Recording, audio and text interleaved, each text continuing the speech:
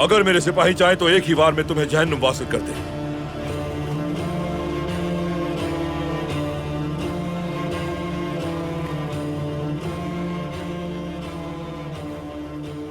मगर मैं अकेले मुकाबला करूंगा तुमसे।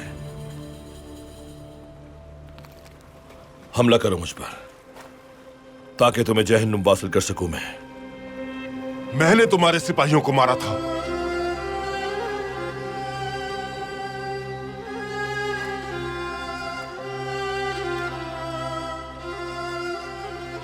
और तुम्हारा भी वही अंजाम होगा।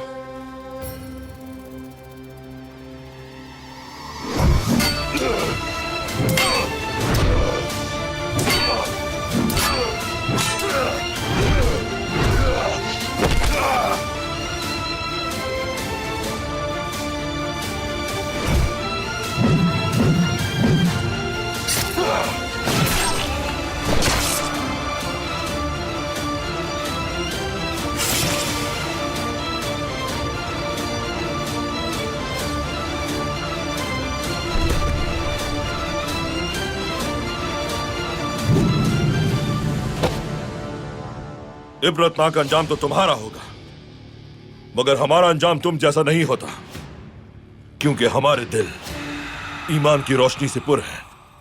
मैंने अपने शहीदों से वादा किया था कि जल्द उनका इंतकाम लूंगा।